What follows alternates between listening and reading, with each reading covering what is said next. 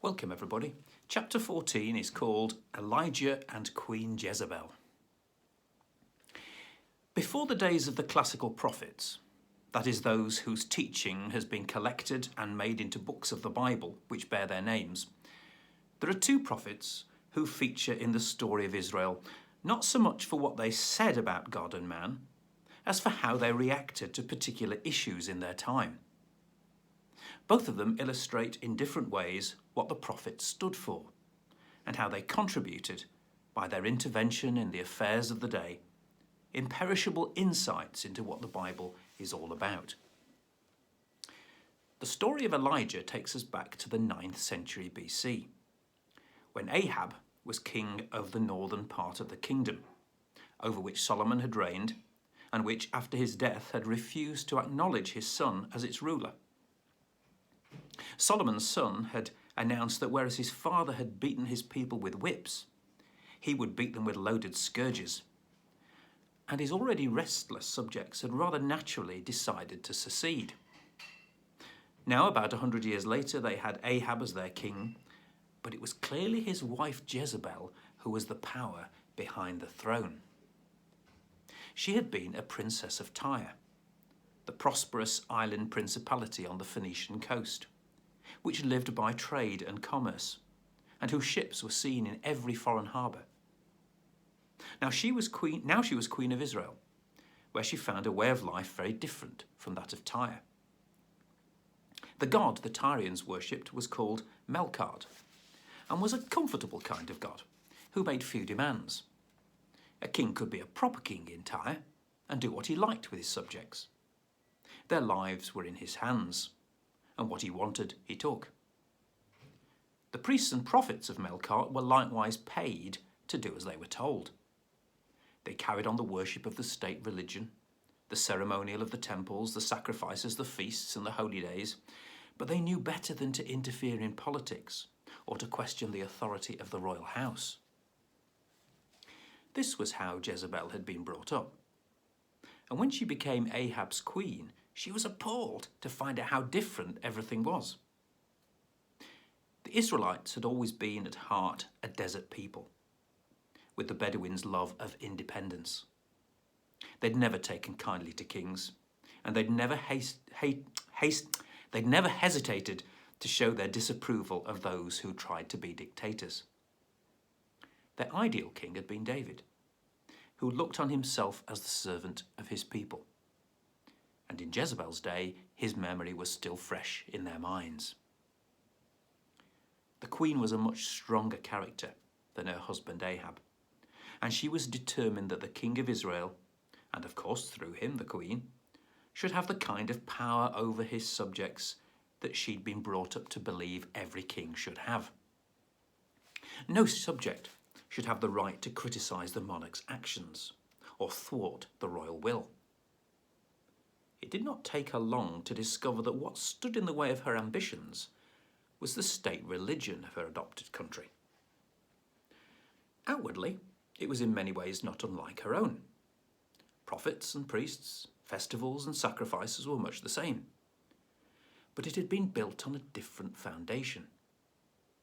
The religion of Israel went back to the Exodus, when under the leadership of Moses, the people had pledged themselves to Yahweh, the God who had saved them from a living death in Egypt, who had led them through the promised land, and who had always after that been regarded in a special sense as the God of Israel.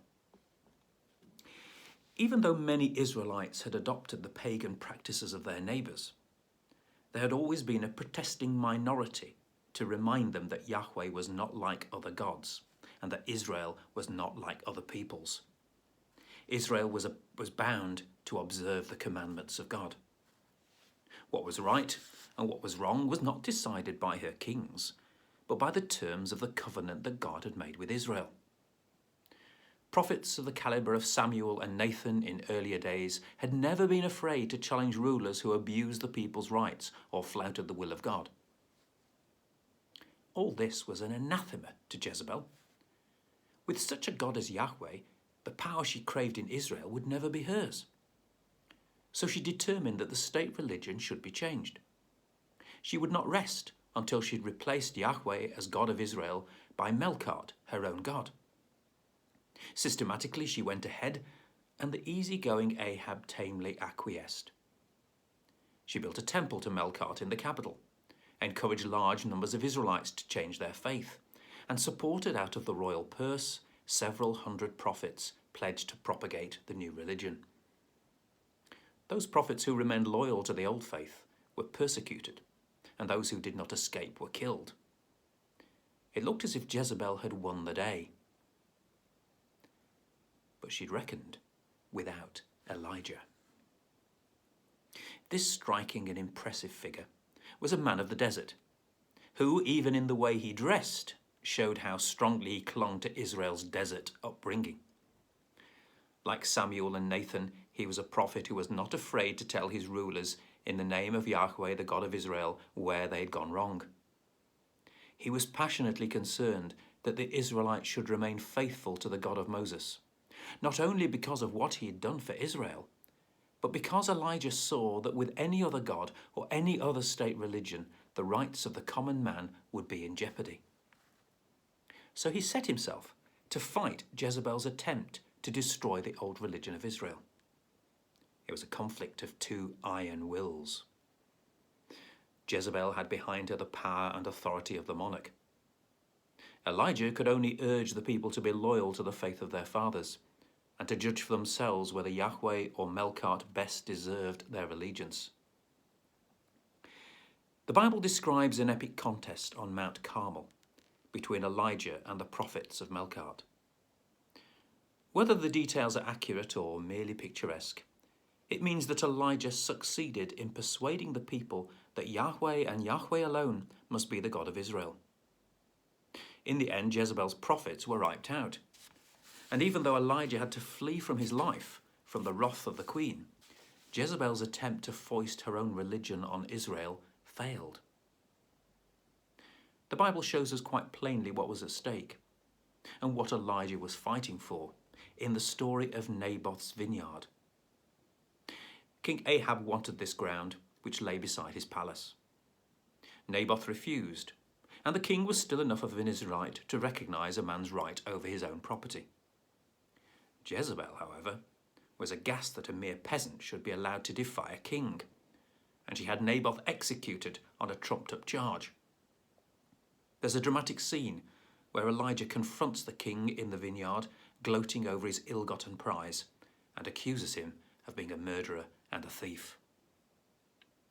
We may take it that this was only one instance out of many.